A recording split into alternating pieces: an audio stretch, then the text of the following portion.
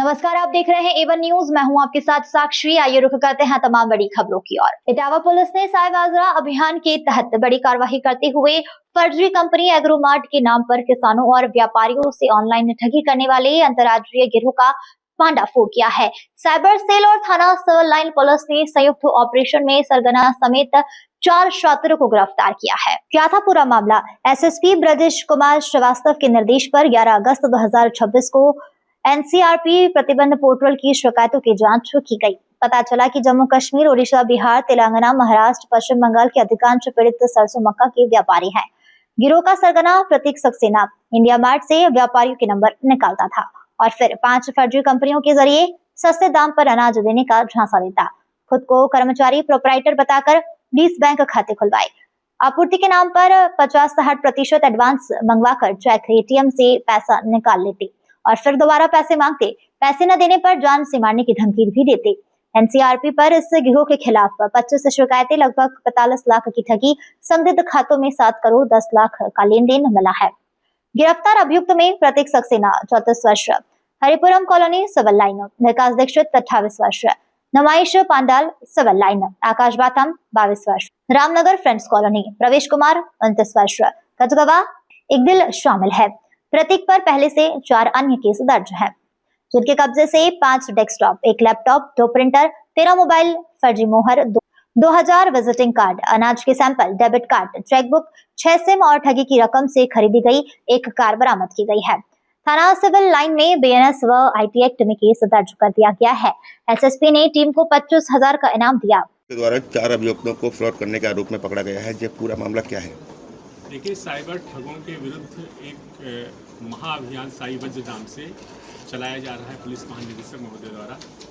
उसी क्रम में एडीजी जोन कानपुर महोदय एवं डीआईजी रेंज कानपुर महोदय द्वारा जो निर्देश दिया गया था, उसमें इटावा पुलिस को आज एक बड़ी सफलता मिली है। ऑनलाइन ठगी करने वाले 4 साथी अभियुक्त गिरफ्तार हुए हैं। ये एग्रोमार्ट नाम की एक फर्म बनाते थे और उसके माध्यम से किसानों और व्यापारियों से ऑनलाइन ठगी करते थे। इनका मॉडस ऑपरेंडी ये है कि ये इंडिया मार्ट नाम की जो एक पोर्टल है, उस पर बड़े व्यापारी और किसान बीज के लिए ऑनलाइन रजिस्ट्री कराते थे, रजिस्टर अपना करते थे जो उनकी नीड रहती थी। वहाँ से नंबर ले करके और उनको सस्ते दाम पर उस बीज को उपलब्ध कराने का झांसा दे करके उनसे जो धनराशि रहती थी 50% वो पहले ही अपने खाते में मंगा लेते थे और उसको तत्काल ये एटीएम के द्वारा या चेक के द्वारा विड्रॉल कर लेते थे। और इसके बाद जब वो किसान व्यापारी कहता था कि डिलीवरी दीजिए, तो ये मना करते थे और उसको कोई भी माल नहीं बेचते थे। ये शिकायत प्रतिबिंब पोर्टल पर हुई है। एनसीआरपी पोर्टल पर इस संस्था के खिलाफ लगभग 25 शिकायतें हैं, जो उड़ीसा, महाराष्ट्र, वेस्ट बंगाल, झारखंड, कई प्रांतों से हुई हैं।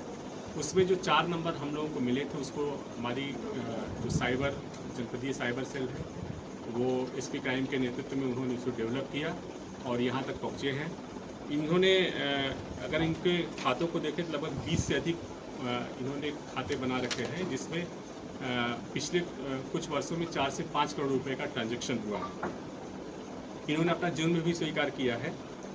इनके जो बरामदगी हुई है, इन्होंने एक ऑफिस बना रखा था, उसमें 5 कंप्यूटर बरामद हुए हैं, 1 लैपटॉप बरामद हुआ है, 2 प्रिंटर बरामद हुआ है, 13 एंड्रॉइड मोबाइल फ़ोन बरामद हुआ है, 5 सीपीयू है, कीबोर्ड माउस है तमाम, और विभिन्न बैंकों के डेबिट कार्ड हैं, पासबुक है, चेकबुक है, 2 आधार कार्ड भी बना रखा है इन्होंने, कई सिम कार्ड मिले हैं और एक XCV 700 गाड़ी भी इनकी बरामद करके हम लोगों ने सीज किया है, जो इन्होंने ठगी की धनराशि से खरीदा था। इस गैंग के खिलाफ हम लोग गैंगस्टर की कार्रवाई करेंगे और अभी और भी शिकायतें जो लोगों के द्वारा इनके इस गैंग के खिलाफ की गई हैं, उसे भी हम लोग ढूंढ करके अपनी विवेचना में शामिल करेंगे। ये कितने लोगों को कितना पैसा ठग लिया हुआ इन लोगों ने 3 साल में? लगभग 4 से 5 करोड़ रुपए की ठगी करी है।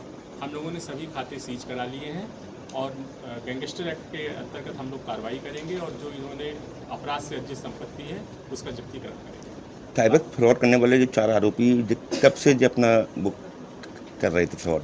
ये जैसा बताया, इन्होंने अपनी फर्म जो एग्रोमार्ट है, इसे लगभग 3 वर्ष पहले सिविल लाइन्स में खुला था। हो सकता है कि शुरुआती दिनों में इन्होंने सही काम किया हो, लेकिन अभी हाल के दिनों में इनके खिलाफ NCR पर कच्ची शिकायतें दर्ज हुई हैं और लगातार ये फ्रॉड करते थे और जो व्यापारी या किसान इनसे अपने पैसे मांगते तो उसको धमकी भी देते थे, इटावा आने पर जान से मारने की धमकी देते थे। और कुछ लोगों को जिन्हें ये लगा कि जो है वो हमारे खिलाफ कार्रवाई कर देगा, तो उससे इन्होंने नेगोशिएट भी कर लिया, कुछ पैसे वापस भी कर दिए, कुछ पैसे अपने पास रख लिए। इस प्रकार ये गैंग संचालित करता रहा और काफ़ी पैसा इसने ऑनलाइन माध्यम से मंगाया, अपने अकाउंट से मंगाया और उसका फ्रॉड किया। क्या ये उक्त आरोपी पहले भी जेल जा चुके हैं? नहीं, ये पहले जेल नहीं गए, पहली बार जेल गए। इनके कितने साथी अभी भी फरार हैं?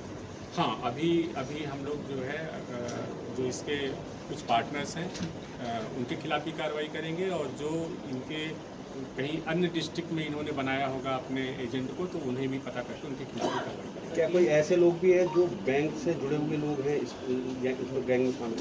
निश्चित रूप से हम लोग बैंक वालों को भी इसमें रखेंगे, अपनी इंक्वायरी में रखेंगे, क्योंकि बैंक भी निश्चित रूप से इसमें जानबूझ करके कहीं न कहीं तो लापरवाही अवश्य हुई होगी, तभी फ्रॉड का पैसा इतना आया और निकल गया और बैंक वालों की तरफ से कोई कंप्लेंट नहीं। 3 साल से आरोपियों ने कितना फ्रॉड किया होगा?